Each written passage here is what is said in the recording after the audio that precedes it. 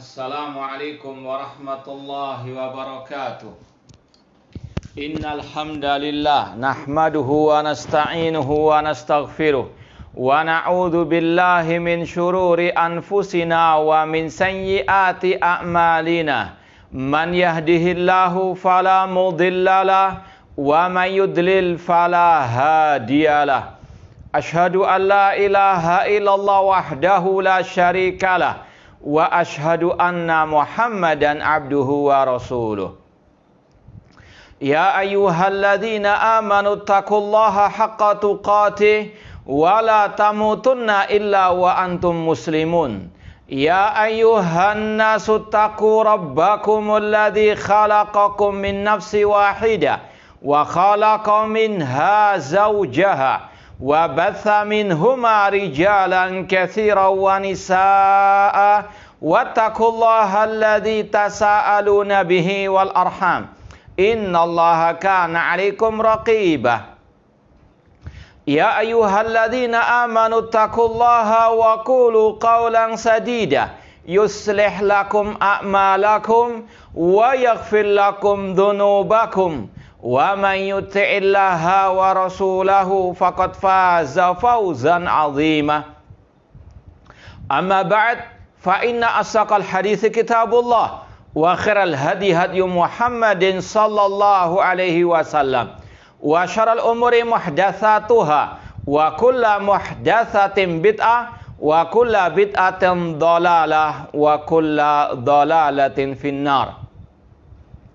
Ma'asal muslimin, ikhwani fillah wa akhwati, bapak-bapak, ibu-ibu, saudara-saudariku rahimani wa rahimakumullah. Alhamdulillah, segala puji bagi Allah Subhanahu wa taala yang mempertemukan kita kembali dalam kajian kitab Al-Ibana As-Sughra oleh Al-Imam Ibnu Battah Al-Ukbari rahimahullahu taala. Kita sampai pada bab atau fasal tentang sifatullah ta'ala, halaman 88. Al-Imam Ibnu Battah Al-Ukbari rahimahullah berkata, "Tsumma al-imanu bi sifatillahi azza wa jalla." Kemudian wajib mengimani semua sifat-sifat Allah azza wa jalla.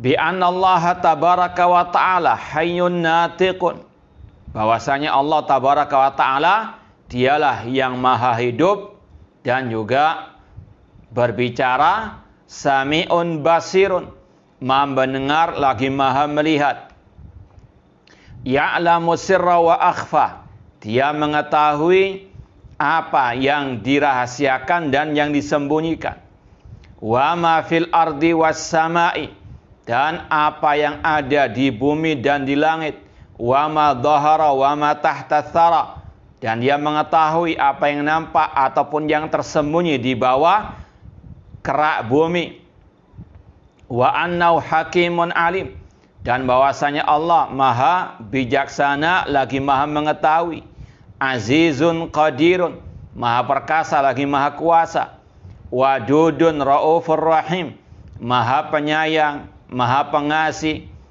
yasma'u wa yara, dia mendengar dan dia melihat, wa huwa bil mandaril a'la, dan dia yang dilihat paling atas, wa yaqbidu wa yabsut, dan dia yang menggenggam dan membentangkan, wa ya'khud wa yuti, dia yang mengambil yang memberi, wa huwa ala arsyihi, dan dia di atas arsy-Nya, ba'inun min khalqihi, terpisah dari makhluknya, yumitu wa yuhyi, dia yang mematikan dan menghidupkan, wa yufqir wa yughni, dia yang menjadikan orang fakir dan dia yang memberikan atau menjadikan orang itu kaya, wa yaghdab wa yarda, dia murka dan dia ridha, wa yatakallam wa yadhhak, dia berbicara dan dia tertawa, la ta'khudhuhu sinatu wala naum, tidaklah dia ditimpa rasa ngantuk maupun tidur, ma tasqutu min waraqatin illa ya'lamuha, tidaklah dedaunan berguguran kecuali dia mengetahuinya, wala habbatin fi dhulumatil ardi wala radbin wala yabisin illa fi kitabin mubin, dan tidaklah biji-bijian di kegelapan bumi, dan tidaklah yang basah maupun yang kering kecuali dalam kitab yang nyata, yaitu Lauhul Mahfuz. Ma'asal muslimin, ikhwani fillah wa akhwati rahimani wa rahmukumullah. Ahlu sunnah wal jamaah meyakini, mengimani semua nama-nama dan sifat-sifat Allah yang tercantum di dalam Al-Quran dan sunnah Rasulullah SAW yang sahihah. Mereka menetapkan semua nama, semua sifat Allah yang tercantum dalam Al-Quran dan sunnah yang sahihah tanpa menyerupakannya dengan makhluk, tanpa membayang-bayangkannya, dan tanpa mentakwil atau mentahrif, menyelewengkannya dari makna yang sebenarnya, dan tanpa menafikannya. Ini adalah akidah Ahlussunnah wal Jamaah yang asli, yang telah diajarkan oleh para salafus saleh. Kalau kita buka kitab-kitab para ulama Ahlussunnah wal Jamaah yang terdahulu, seperti Kitab Tauhid karangan Imam Ibnu Khuzaimah rahimahullah, kitab Syarhus Sunnah karangan Imam Al-Muzani Asy-Syafi'i, demikian pula kitab Ushulus Sunnah Imam Ahmad, kitab Aqidah Salaf Ashabul Hadis, dan banyak yang lainnya. Kitab-kitab akidah salaf Ahlussunnah wal Jamaah, mereka satu pendapat, satu akidah, menetapkan semua sifat-sifat Allah Subhanahu wa taala sesuai dengan apa yang disifatkan Allah di dalam Al-Qur'an tentang dirinya, dan yang telah disifatkan Rasulullah SAW dalam sunnahnya yang sahihah dan yang dipahami oleh para sahabat, para at-tabi'in, tidak menambah-nambahi ataupun mengurangi. Dan ini masih mengingatkan kita kajian kemarin malam dari kitab Aqidah Salaf Ashabul Hadis, Imam Malik rahimahullah ta'ala. Beliau mengatakan, iyyaka wal bid'ah, jauhkanlah diri kalian dari kebid'ahan-kebid'ahan. Ketika beliau ditanya, wa mal bid'ah, apa itu bid'ah? Maka Imam Malik rahimahullah menjawab, ahlul bid'ah alladzina yatakallamuna fi asma'illah wa sifatihi wa qudratihi wa ilmihi, la yaskutuna amma sakata sahabatu wa tabi'un. Ahlul bid'ah adalah orang-orang yang berbicara tentang nama-nama dan sifat-sifat Allah, tentang sifat kekuasaan Allah, tentang sifat ilmunya Allah, tentang sifat kalamullah. Namun mereka tidak diam dari apa-apa yang para sahabat tabi'in diam tentangnya. Mereka ahlul bidah suka mentakwil, menyelewengkan sifat-sifat Allah dari makna yang sebenarnya. Istawa diartikan istaula, menguasai. Aliyat, tangan, ditakwilkan, ditahrif, diselewengkan menjadi al-quwa atau al-qudrah, kekuatan atau kekuasaan, dan seterusnya. Itu ciri ahli al-bidah, kata Imam Malik rahimahullah ta'ala. Adapun Ahlussunnah wal Jamaah, sebagaimana kata Imam Ibnu Battah al-Ukbay rahimahullah, mengimani semua sifat Allah tabaraka wa ta'ala. Nanti akan disampaikan beberapa contoh-contoh daripada nama-nama dan sifat-sifat Allah. Meskipun dalam ucapan beliau di sini ada yang perlu diluruskan atau yang diperinci. Beliau mengatakan, "Tsumma al-iman bi sifatillah." Wajib mengimani sifat-sifat Allah Azza wa Jalla. Ini merupakan bagian daripada al-imanu billah. Rukun iman yang pertama, iman kepada Allah. Di antara iman kepada Allah, mengimani semua sifat-sifat Allah Azza wa Jalla. Al-imanu bi sifatillahi Azza wa Jalla. Bi anna Allah tabaraka wa ta'ala. Kemudian beliau mengatakan bahwasanya Allah tabaraka wa ta'ala hayyun, maha hidup. Ini salah satu nama Allah, termasuk al-asma'u al-husna. Ya. Al-hayyu yang maha hidup. Seperti yang Allah firmankan dalam surat Al-Baqarah 255 atau ayat kursi, Allahu la ilaha illa huwal hayyu al-qayyum. Allah tidak ada sesembahan yang hak kecuali Dia yang maha hidup lagi maha berdiri sendiri, al-hayyu al-qayyum. Demikian pula dalam surat Ali Imran, Allah mengatakan Alif Lam Mim, Allahu la ilaha illa huwal hayyul qayyum. Alif Lam Mim, Allah tidak ada sembahan yang hak kecuali Dia al-hayyu al-qayyum. Ini dalam 3 ayat Allah gandengkan al-hayyu dengan al-qayyum. Tadi surah Al-Baqarah, Ali Imran, demikian pula dalam surat Toha kalau tidak salah. Wa atil wujuh lil hayyil qayyum. Ya. Kemudian Allah juga menyebutkan namanya al-hayyu tersendiri. Seperti dalam firman Allah, wa tawakkal 'alal hayyil ladzi la yamut. Bertawakallah kepada Allah yang maha hidup, al-hayy. Ya, wa tawakkal 'alal hayy. Bertawakallah kepada Allah yang maha hidup yang tidak akan pernah mati. Artinya yang mati entah dia nabi, wali, kiai atau siapapun tidak berhak diibadahi selain Allah Subhanahu wa taala. Tidak boleh kita menggantungkan kepada mereka. Ya. Wa tawakkal 'alal hayyil ladzi la yamut. Bertawakallah kepada zat yang maha hidup yang tidak akan pernah mati. Adapun yang mati, yang akan mati, tidak boleh kita menyembahnya, beribadah kepadanya. Ini kaitan erat antara tauhid asma wa sifat dengan tauhid al-uluhiyah.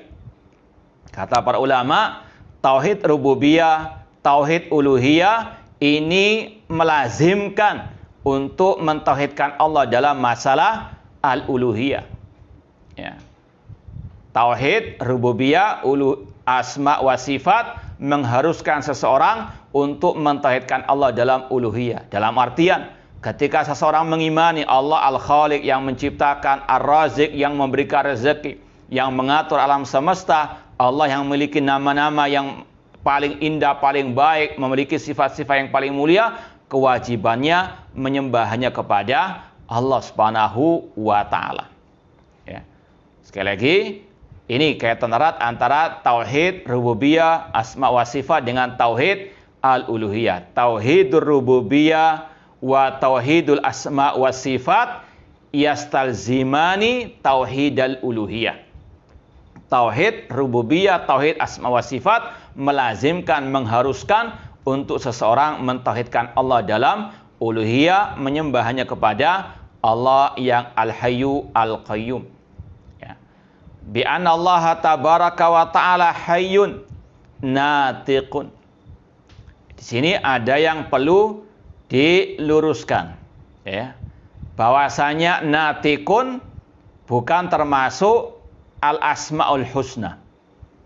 Ya, kita mau baca dari syarah penjelasan Asy-Syaikh Abdul Aziz Ar-Rajihi hafizallahu taala. Beliau mengatakan tasmiyatullahi bin natiq laisa 'alaiha dalilun. Menamai Allah dengan an-natiq itu tidak ada dalilnya, tidak ada dasarnya. Ya, li'annahu lam ya'ti nasun bi'itlaq anna min asma'illahi an-natiq. Ya, karena tidak ada, sekali lagi, nas, baik ayat atau hadis yang sahih tentang penamaan Allah an-natiq.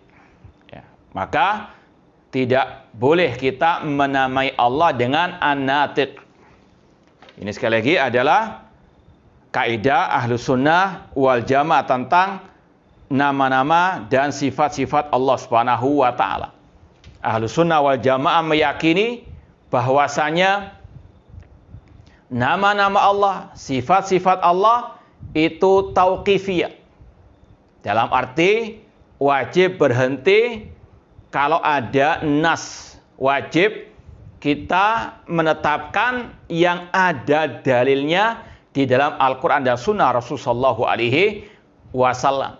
Ya, ini kaidah dan akidah Ahlussunnah wal Jamaah. Asma Allah wa sifatuhu tauqifiyah.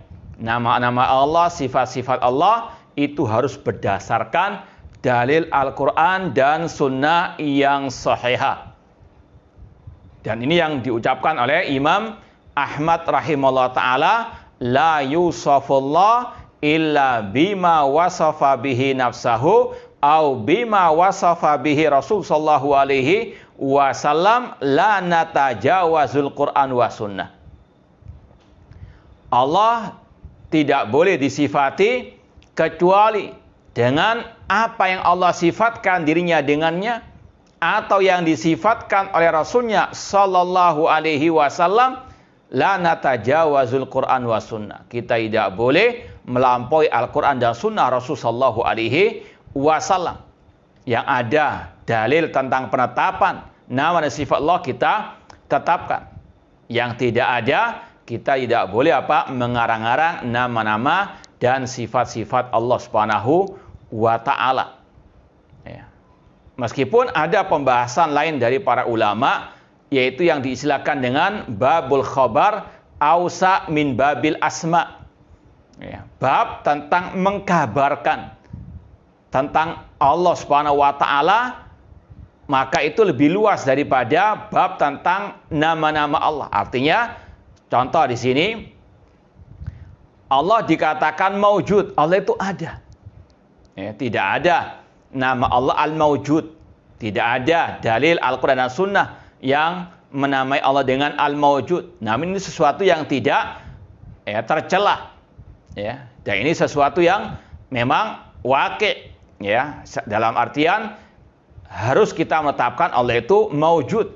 Ya, kata-kata maujud ini tidak ada dalam Al-Quran dan Sunnah, namun kata para ulama ini min babil khobar, memberitahukan saja, mengkabarkan saja Allah itu ada, maka tidak ada masalah.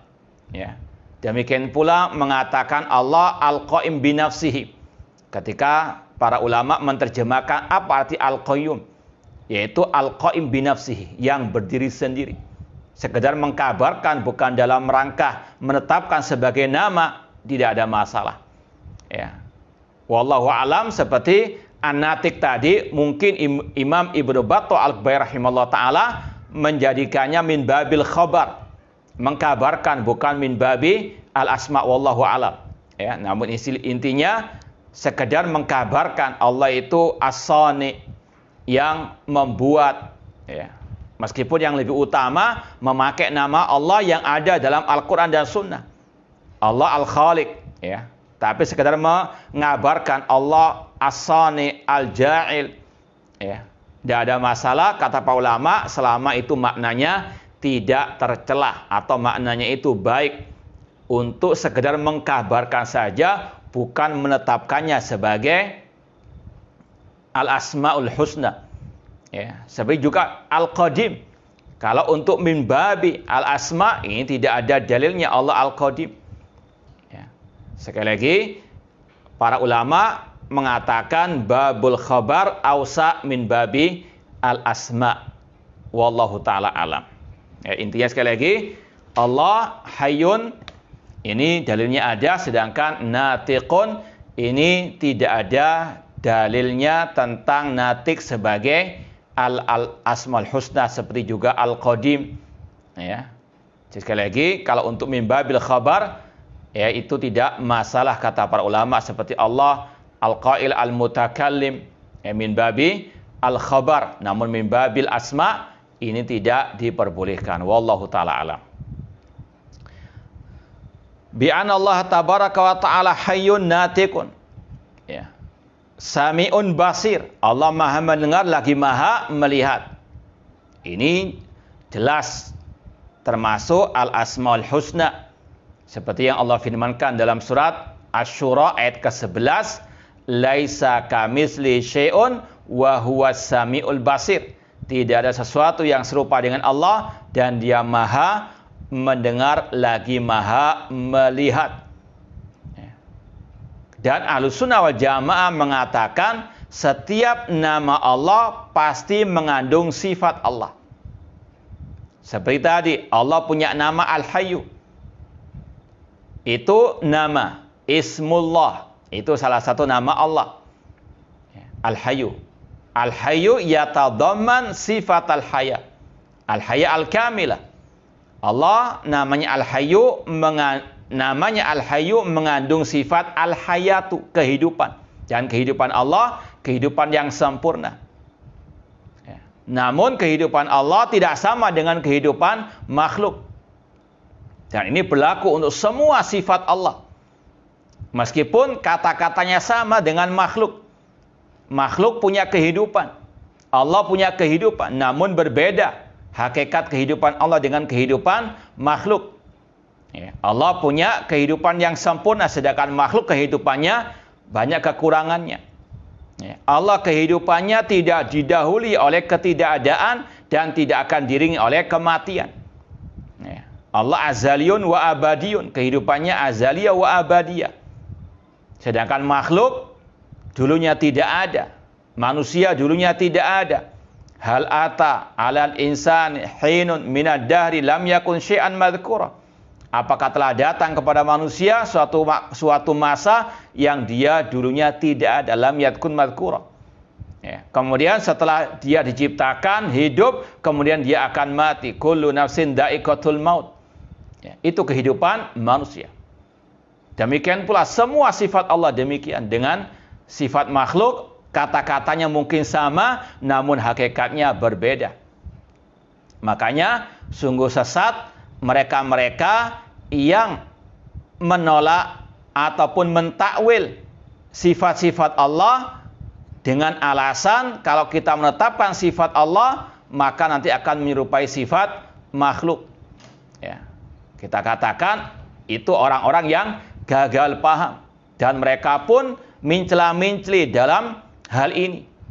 Mereka menetapkan misalnya sifat kehidupan bagi Allah. Namun mereka menafikan sifat misalnya tangan bagi Allah. Atau mentakwilkan tangan dengan kekuasaan. Dengan alasan kalau kita menetapkan kata mereka, Allah punya sifat tangan nanti serupa dengan makhluk. Maka dibantah oleh Ahlussunnah wal Jamaah. Kalian menetapkan sifat kehidupan. Manusia juga punya sifat kehidupan. Berarti kalian juga menyamakan Allah dengan makhluk. Kalau mereka mengatakan beda kehidupan Allah dengan kehidupan makhluk, maka demikian pula kita katakan tangan Allah tidak sama dengan tangan makhluk. Tetapkan semuanya, atau tiadakan semuanya, kalau tidak kalian mencela-menceli. Ini sekali lagi bantahan kepada kelompok ahli al-kalam yang menafikan sebagian sifat Allah, menetapkan sebagian yang lain. Dan para ulama memiliki kaidah, ulama Ahlussunnah tentunya yang asli memiliki kaidah bahwasanya al-kalam fi ba'di sifat kal kalam fi ba'di al-akhar. Pembahasan tentang sebagian sifat sama dengan pembahasan tentang sifat-sifat yang lain. Kalau Anda menetapkan Allah punya sifat kehidupan, sifat irada, al-qudrah, al-kalam, al-ilmu, as-sama' wal basar yang tidak menyerupai sifat makhluk, demikian pula sifat wajah, sifat tangan, sifat Allah istiwa. Allah tinggi di atas arsy, tidak sama dengan tingginya makhluk. Sekali lagi, ini kaidah Ahlussunnah wal Jamaah.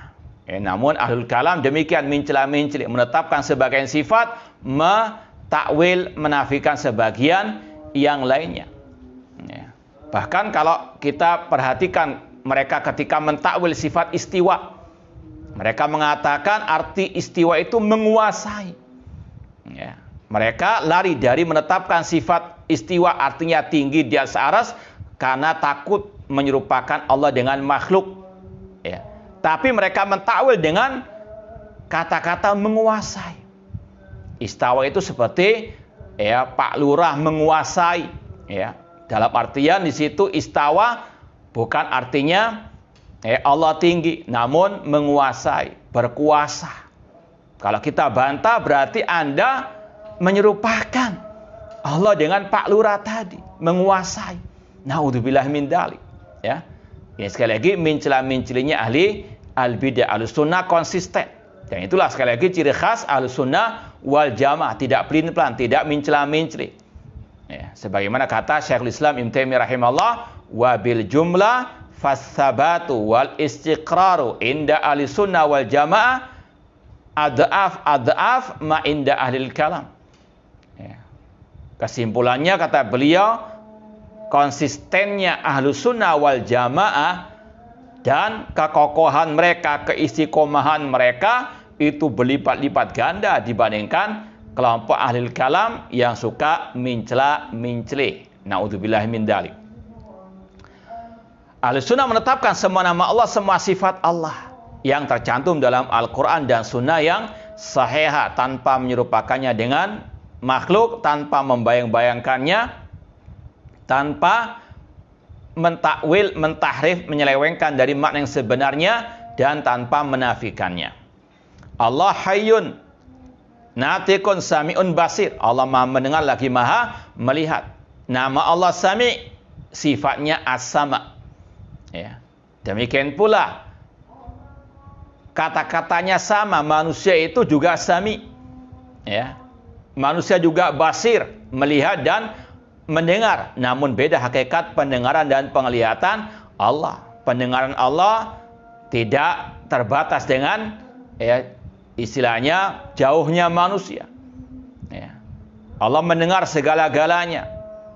Ya, namun manusia pendengarannya terbatas, tidak bisa mendengar suara yang sangat jauh. Ya. Ini mengingatkan kita ucapan Aisyah radhiyallahu anha tentang surat Al-Mujadilah ayat yang pertama, qad sami Allahu qaulal lati tujadiluka fi zaujiha wa tashtaki ilallah. Kata Aisyah pada waktu itu seorang sahabiah Khawlah berdialog dengan Rasul SAW di rumahnya Aisyah. Aisyah ada dekat dengan Rasul dan Khawlah tadi, namun Aisyah tidak mendengarkan pembicaraan antara Rasul dengan Khawlah tadi. Tapi kata Aisyah, namun Allah yang ada di atas langit yang ketujuh yang mendengarkan suara Rasul dan atau dialog Rasul dengan Khawlah tadi. Sampai diturunkannya ayat tadi.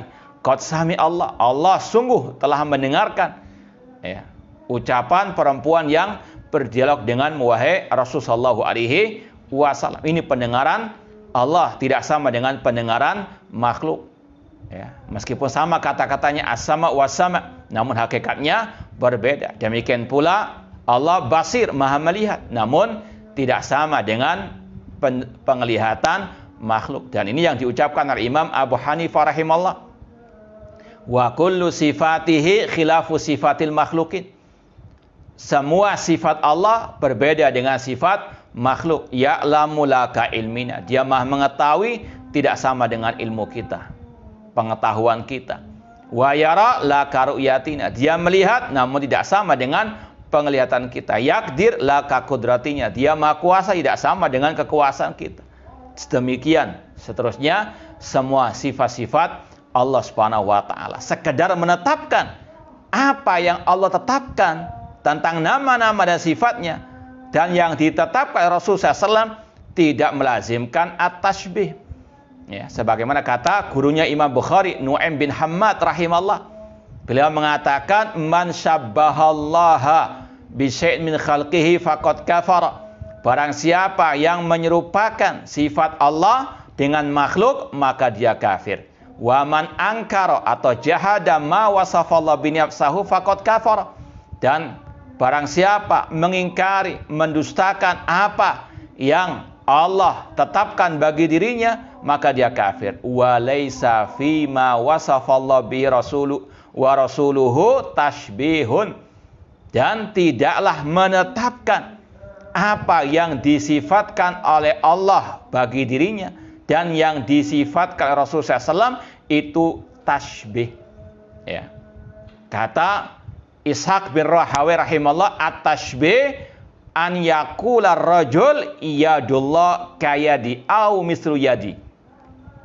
Namanya tashbih itu kalau ada orang mengatakan tangan Allah seperti tanganku. Itu baru tashbih yang hukumnya kufrun. Ya. Namun ahlul bidah mereka gagal paham, mengira kalau sekedar menetapkan itu berarti menyerupakan Allah dengan makhluk. Padahal kalau kita bantah tadi, mereka juga dengan kaidah mereka tadi, mereka juga menyerupakan Allah dengan makhluk. Buktinya mereka menetapkan sifat kehidupan, sifat as-sama' wal basar, al-ilmu wal kalam, atau 7 sifat yang itu juga ada pada makhluk. Ya, sekali lagi itulah tanakudat ahli kalam ataupun ahli al-bidah. Sami'un basir, itu nama-nama Allah minal asma'i al-husna. Ya'lamu sirra wa akhfa. Allah berfirman, Dia mengetahui yang liri dan yang disembunyikan oleh manusia. La takhfa li khafiyah, tidak tersembunyi bagi Allah sesuatu apapun. Ya. Ya'lamu kha'inatal a'yun wa ma tukhfis sudur. Allah mengetahui mata-mata yang khianat dan apa yang disimpan dalam dada manusia. Ya. Allah mengetahui segala-galanya, Allah mendengar segala-galanya. Ya. Ada kisah dahulu para sahabat Rasulullah SAW, kalau berzikir, ya, mereka keras-kerasan suaranya. Maka Rasul mengatakan, irba'u ala anfusikum, kasihanilah diri kalian. Fa innakum la tad'una asamma wala ghaiba. Ya, sesungguhnya kalian tidak berdoa kepada zat yang tuli atau yang tidak ada. Ya. Bahkan Allah Sami', Allah Maha mendengar. Ya. Maka tidak perlu kita teriak-teriak ketika berdoa ataupun ketika berzikir, karena Allah As-Sami', Maha mendengar. Allah mengetahui apa yang di bumi dan apa yang di langit. Ini sekali lagi ilmunya Allah. Tidak ada yang tersembunyi bagi Allah sesuatu apapun. La takhfa alaihi khafiyah. Allah bikulli syai'in alim. Allah mengetahui segala-galanya. Wa ma dhahara wa ma tahta thara. Ya, alimul ghaibi wasyahada. Allah yang mengetahui yang ghaib maupun yang syahada, yang nampak. Ya, wa annahu hakimun alim. Allah Maha Hakim, yang bijaksana dalam artian meletakkan sesuatu pada tempatnya dan semuanya ada hikmahnya. Ya, Allah Hakim, sifatnya hikmah. Tidaklah Dia mentakdirkan, menciptakan, melarang, memerintah, mensyariatkan kecuali pasti ada hikmahnya, karena nama Allah Hakim. Ya. Allah Alim. Ya. Allah Maha mengetahui. Ya, dalilnya sangat banyak sekali. Allah bikulli syai'in alim. Azizun Qadir. Allah Maha perkasa. Ya, Allah Maha Qadir, Maha kuasa. Ini semuanya nama-nama Allah yang wajib kita yakini. Dan Ahlussunnah wal Jamaah meyakini nama-nama Allah tidak terbatas dengan bilangan. Ya, nama-nama Allah tidak terbatas pada bilangan. Sebagaimana dalam sabda Rasul sallallahu alaihi wasallam, Allahumma inni as'aluka bikulli ismin huwalak sammaita bi nafsak au anzaltahu fi kitabik au 'allamtahu ahadan min khalqik au ista'tsarta bi fi ilmil ghaibi indak. Ya Allah, aku memohon kepadamu bikulli ismin huwalak, yang Engkau miliki. Ya Allah, aku mohon kepadamu dengan semua nama yang Engkau miliki. Sekali lagi, Allahumma inni as'aluka bikulli ismin huwalak sammaita bihi nafsak, yang Engkau namakan dirimu dengannya, au anzaltahu fi kitabik, atau yang Engkau turunkan dalam kitabmu, au 'allamtahu ahadan min khalqik, atau yang Engkau ajarkan kepada salah satu dari makhlukmu, au ista'tsarta bi fi ilmil ghaibi indak, dan aku mohon kepadamu dengan nama yang Engkau simpan dalam ilmu ghaibmu. Ya, kata para ulama, dari sinilah kita mengetahui ada nama-nama Allah yang Allah rahasiakan, yang Allah simpan dalam ilmu ghaibnya. Tidak ada seorang pun yang bisa mengetahuinya. Ya. Maka tidak boleh kita mengatakan nama Allah hanya 99 atau terbatas dengan bilangan. Tidak boleh. Karena ada nama-nama Allah yang hanya Allah yang Maha mengetahuinya. Adapun yang disebutkan Rasulullah SAW dalam Sahih Bukhari, Inna lillahi tis'atan wa tis'ina isman man ahsaha dakhalal jannah. Sesungguhnya Allah memiliki 99 nama, barang siapa yang ahsaha, yang melafatkannya, menghafalkannya, memahami maknanya dan mengamalkan konsekuensinya, maka dia masuk surga. Itu hanya sebagian saja yang Allah sediakan untuk yang mau tadi ahsaha, melafatkannya atau menghafalkannya atau memahami maknanya dan mengamalkan konsekuensinya. Itu hanya sebagian saja kata para ulama. Ini perumpamaannya seperti kalau ada orang mengatakan, saya punya uang 1 juta untuk sedekah kepada fakir miskin. Ya. Ini tidak menafikan kalau orang itu punya uang yang lain yang dia sediakan untuk misalnya menafkahi anak istrinya, untuk dia membeli sesuatu yang lain. Ya, sekali lagi, kata-kata Allah memiliki 99 nama itu bukan lil hasr, bukan untuk pembatasan sifat Allah, hanya 99. Ini sekali lagi salah satu kaidah Ahlussunnah tentang nama-nama Allah Subhanahu wa taala. Nama Allah tidak terbatas dengan bilangan. Ya, dan ini kalau kita sampaikan dari awal tadi, ada 3 kaidah yang penting dalam pembahasan ini tentang nama-nama Allah. Yang pertama, nama-nama Allah dan sifat-sifat Allah itu tauqifiyah, harus berdasarkan dalil. Yang kedua, nama Allah itu mengandung sifat-sifat Allah. Ya, kemudian yang ketiga, nama-nama Allah tidak terbatas dengan bilangan. Demikian pula otomatis sifat-sifat Allah juga tidak terbatas dengan bilangan. Ya, kalau namanya saya tidak terbatas bilangan, apalagi sifat-sifatnya, karena setiap nama Allah pasti punya mengandung sifat Allah Subhanahu wa taala.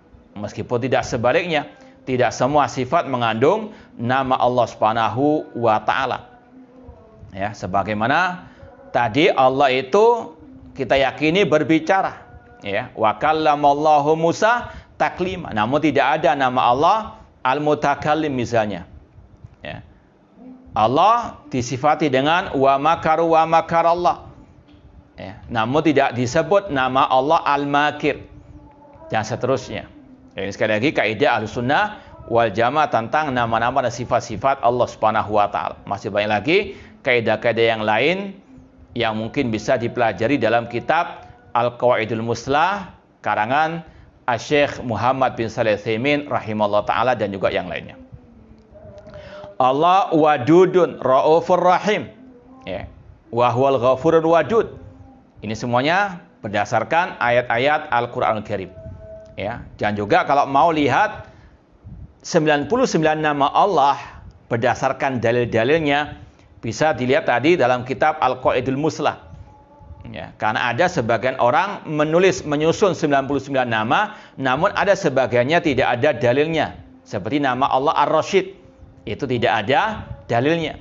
Ya, maka sekali lagi kalau mau tahu 99 nama Allah tersebut, cari referensi yang benar, ya, yang ditulis oleh ulama Ahlussunnah wal Jamaah yang disebutkan juga dalil-dalilnya. Alhamdulillah kita juga pernah mengkaji 99 nama tersebut dengan fikihnya atau sedikit penjelasannya. Ya, nanti silakan lihat rekaman ulang kajian kita tersebut. Ya. Itu pada waktu kajian Qatful Jana Ad-Dani, karya Syekh Abdul Muhsin Al-Abbad Al-Badr hafidhallahu ta'ala, dan juga kita meringkas dari buku putra beliau Syekh Dr. Abdul Razak bin Abdul Muhsin Al-Abbad Al-Badr dalam kitab beliau Fiqh Asmaul Husna, yang juga alhamdulillah sudah kita pernah terjemahkan dengan yang lainnya. Kemudian Syekh mengatakan, atau Imam Ibn Battal Al-Bar mengatakan yasma'u wa yara. Ya, dia maha mendengar dan dia maha melihat. Ini sifat-sifat Allah, as-sama wa yara. Ya, alam ya'lam bi annallaha yara. Ya, tidakkah dia mengetahui bahwasanya Allah melihatnya? Ya.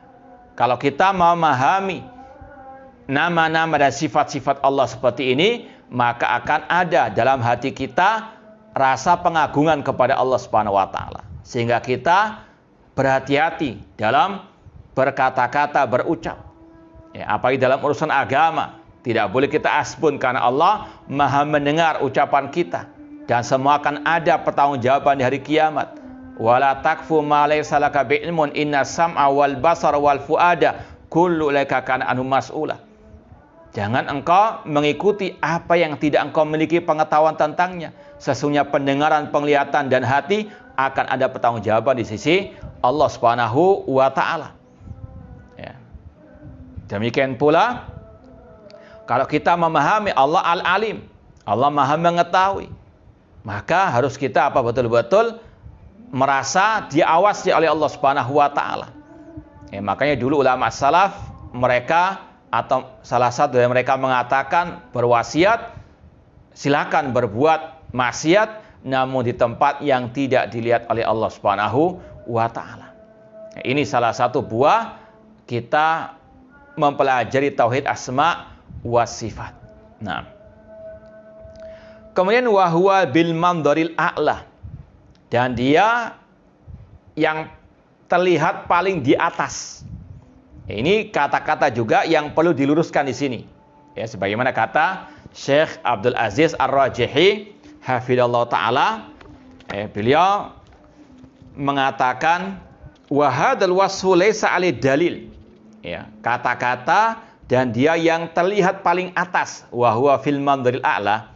Kata Syekh Abdul Aziz Ar-Rajihi, ini adalah pensifatan yang tidak berdasarkan dalil. Ya.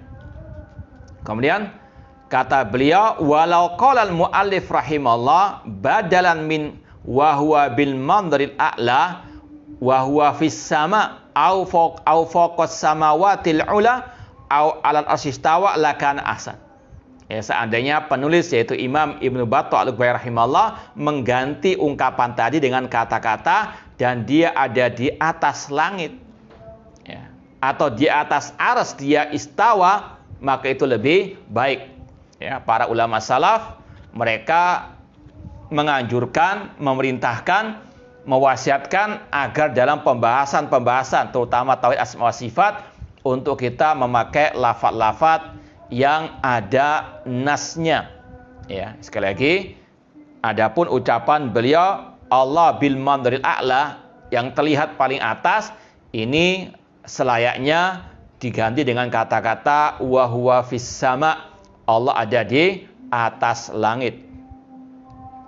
Wa yaqbidu wa yabsut, dan dia Allah yang yaqbid, ya, menggenggam, dan wa yabsut, membentangkan. Di sini kita bawakan dalilnya dalam surat Al-Baqarah ayat 245.